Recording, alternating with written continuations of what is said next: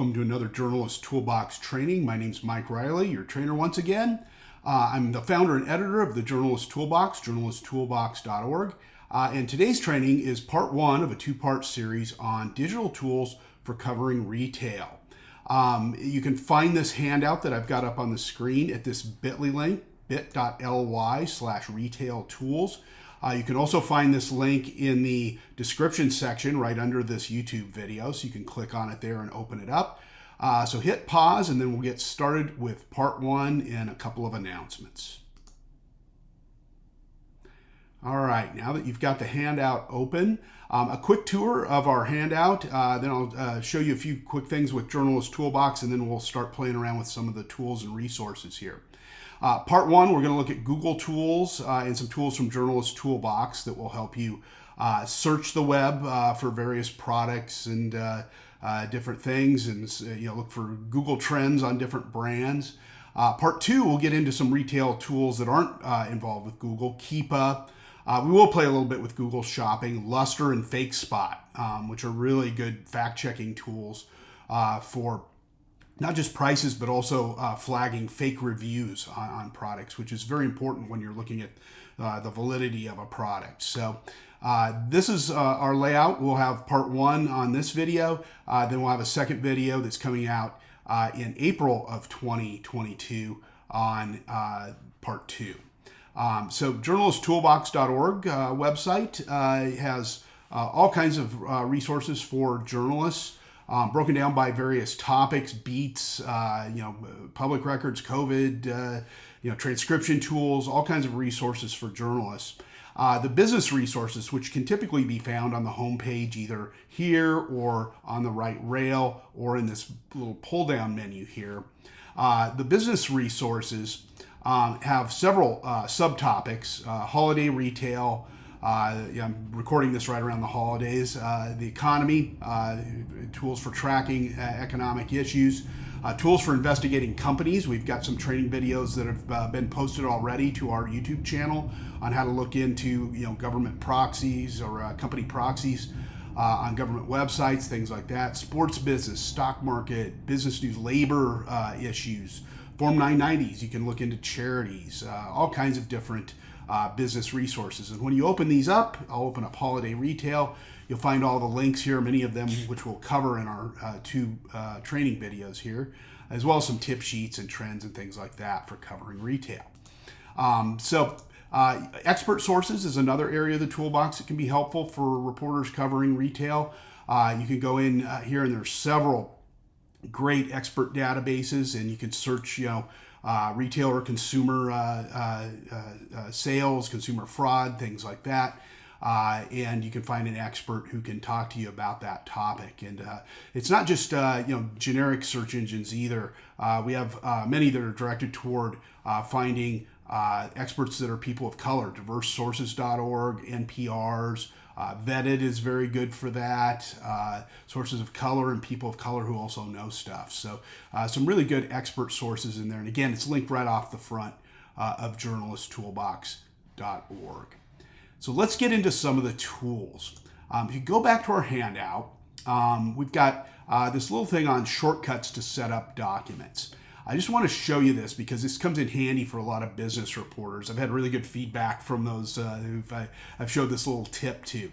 To open up a new Google Sheet or a new Google Doc, it's usually you'll go to a Google Drive and hit New and then select what you want. But if you're working very quickly, maybe you have a phone, somebody on the phone line or something that you need to call something up quickly, you can just go into your browser window and type in sheets.new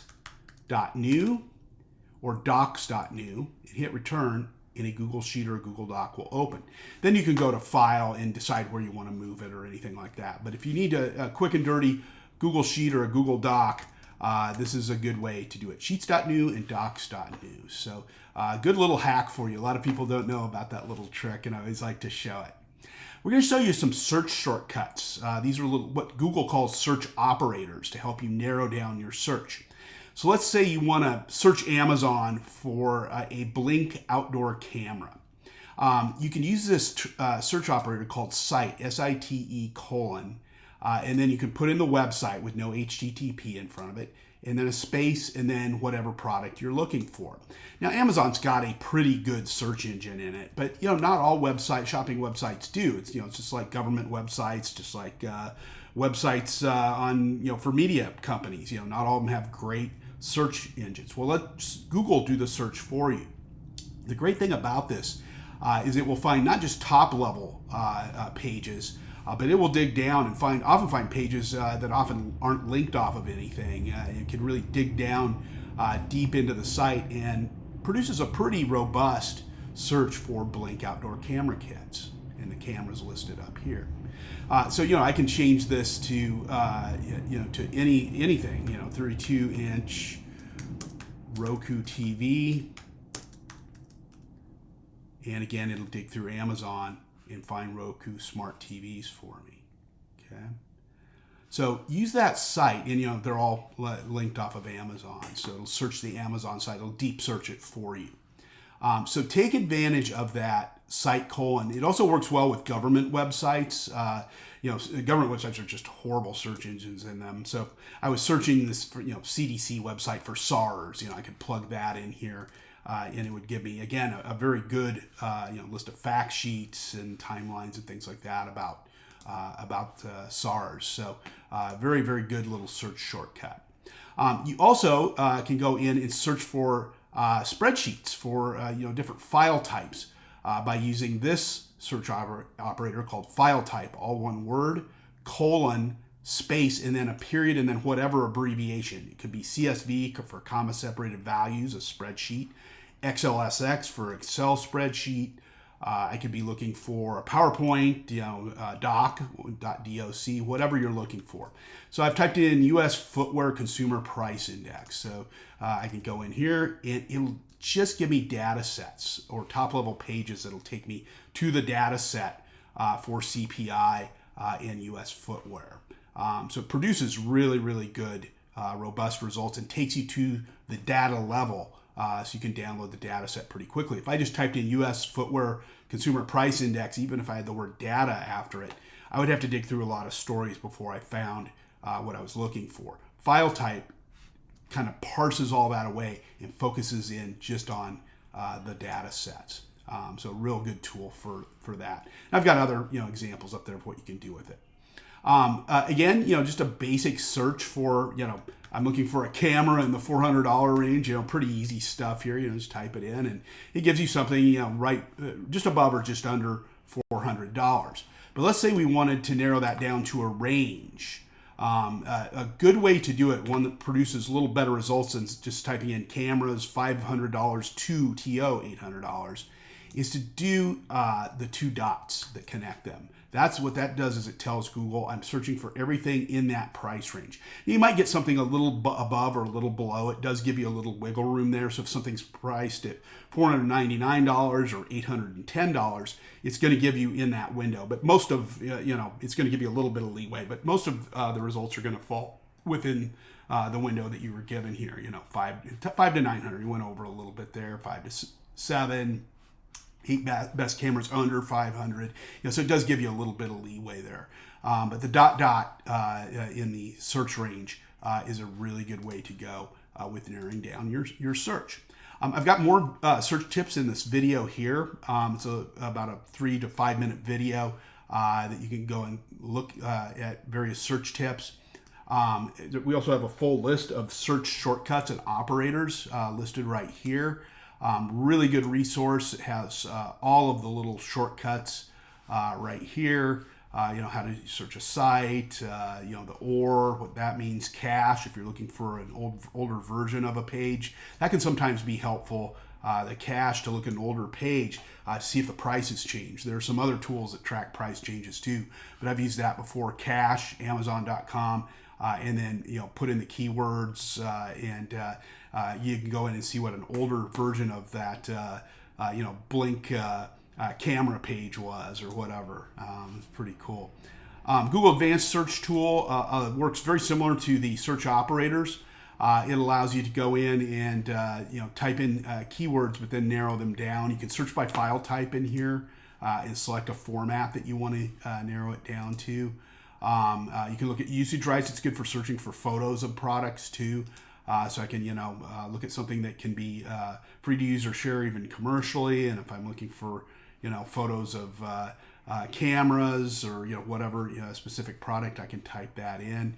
Also, this filter that says none of these words, if I was looking for Jaguar speed and minus the car, it'll give me results that would be only this. And because I selected photos, the photos do show up here. Okay. It'll give me information about Jaguar, and the page will typically include speed in it. Dataset search, Google dataset search. Great tool for searching for data sets, as the name implies. However, it works somewhat similar to those file type search operators, but I think it produces a little bit more robust result. I type in U.S. footwear consumer price index and search for the data sets, and bingo, here we go. It took me right to the Fred website. The great thing about this is, Google doesn't fact check the data sets, but it does provide little information about the data set, so you can kind of vet it and see, what time period it covers, when it was last updated. Most of these are public records. Some have Creative Commons licenses with it. You can hit the Explore button, and it'll take you to the web page where you can download the data set. Again, Google doesn't fact check the data sets. But you can definitely go through and just start typing in company keywords, things like that. If I want to look at Air Jordan prices, there's all kinds of different retail sites that have price breakdowns on the Air Jordan shoes by year, or their Nike's revenue worldwide for the 4-year range or 5-year range. Gross profit margins. There's a lot of data about these publicly traded companies out there that you could go and dig up pretty quickly. Again, that's Google Dataset Search. It's a micro search site that searches only for data sets. Google Trends is a really cool tool that you can track what people are searching for in Google.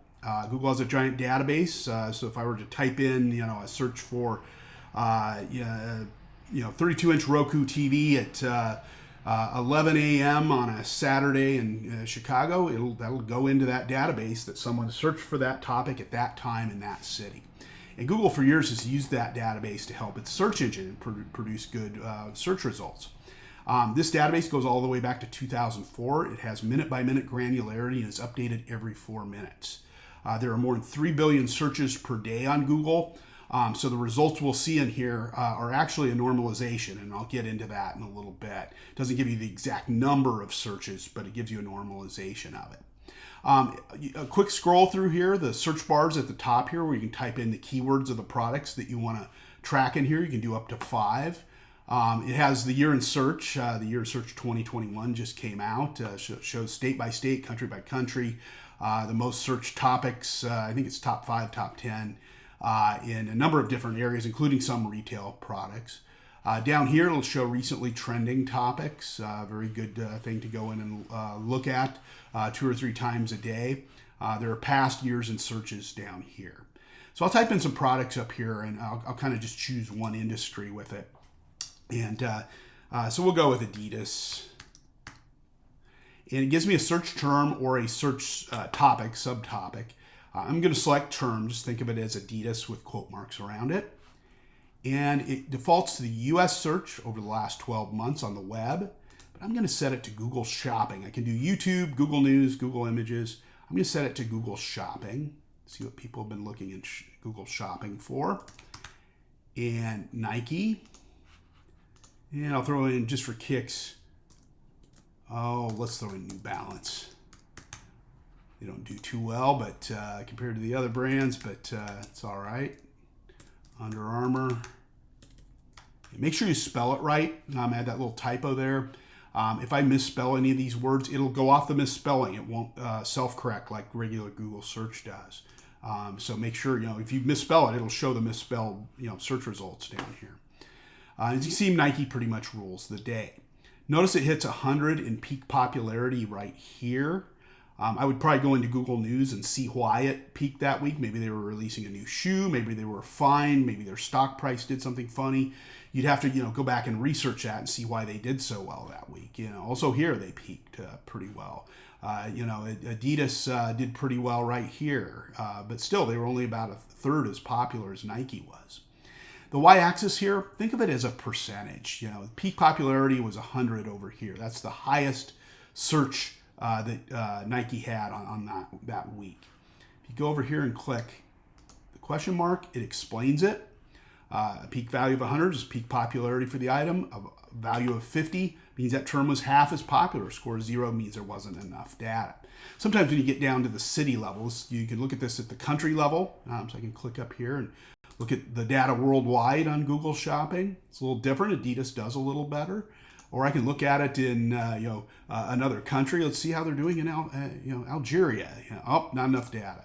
But you can look at other countries and see if the data pops up. Smaller cities too, you'll get a lot of these errors.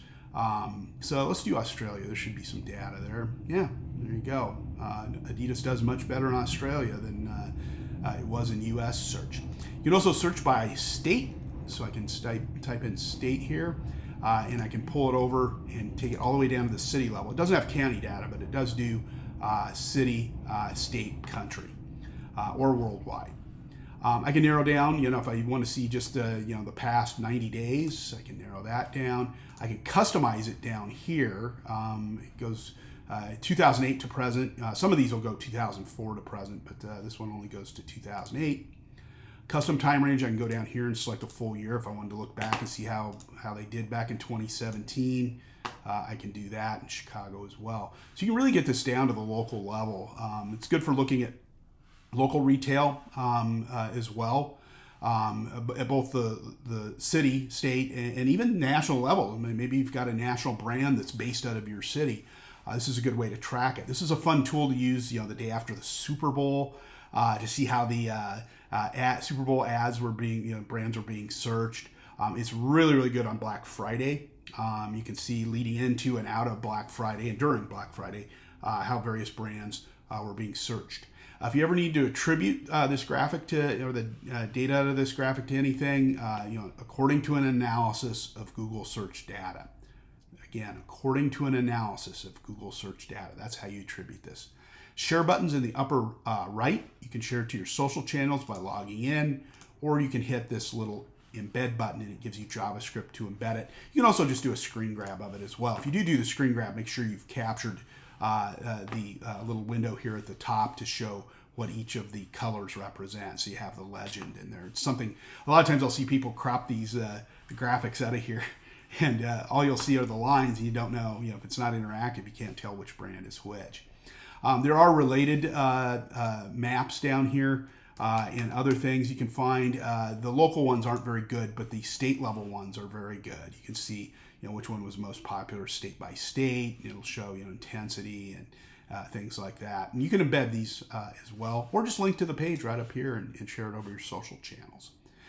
So that's how you do retail and business branding searches in Google Trends and visualize them. It's a good way to show what people are searching for in Google Shopping, or I can just do general web search as well. So hope these tools were helpful to you. We're going to have part 2 of our search tools for retail coming up in April. So make sure you tune in to that training video as well.